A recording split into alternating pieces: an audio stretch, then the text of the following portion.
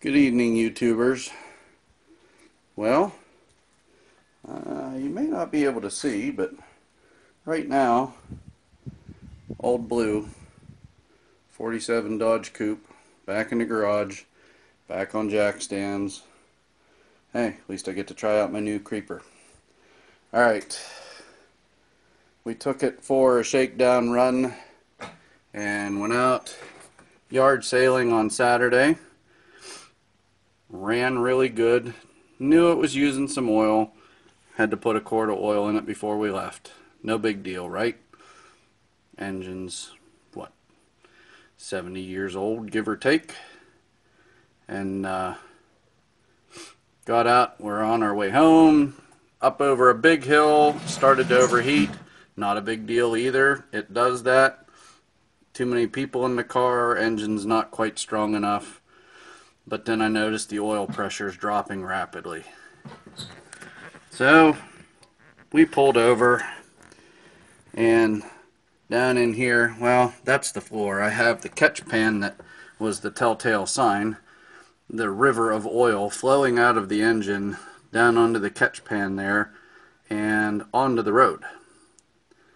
I put in the 2 quarts of oil that I had with me in the trunk, and it made it come up to the add oil here line.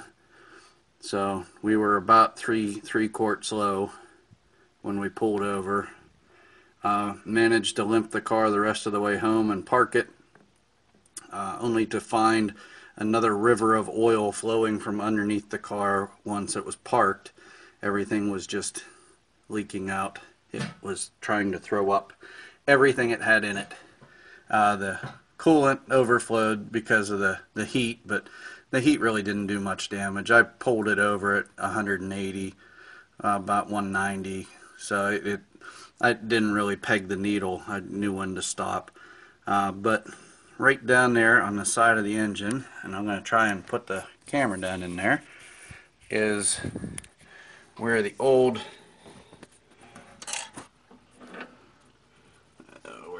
where is it? Ah, that hole right there. That would be for the old mechanical oil pump. And the gasket that you would see right there is missing a section. And also, you know, that's where the primary leak was, but also the O-ring at the end of the oil pump was old and brittle, and all the gasket material just crumbled when I was taking it out. So I think this may be a fairly easy fix. Now I just got to find the parts. Took me about 20 minutes to get it out.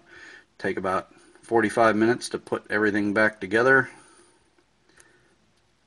and then we'll try it again.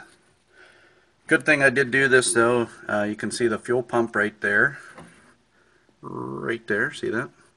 That's a fuel pump. There's a wee bit of a fuel leak there. Nothing catastrophic, but something that'll be easy to tighten up once everything else is back in there. Carburetor needs some nub. It's got 40 years of build-up gasoline lacquer on it. But it was fun while we were out. The brakes work like a champ. That was the main project for the spring. Stops on a shitload of dimes. I wouldn't say a single dime, but it stops now. So hopefully another week, depending on how long it takes to get some parts, we'll be back on the road.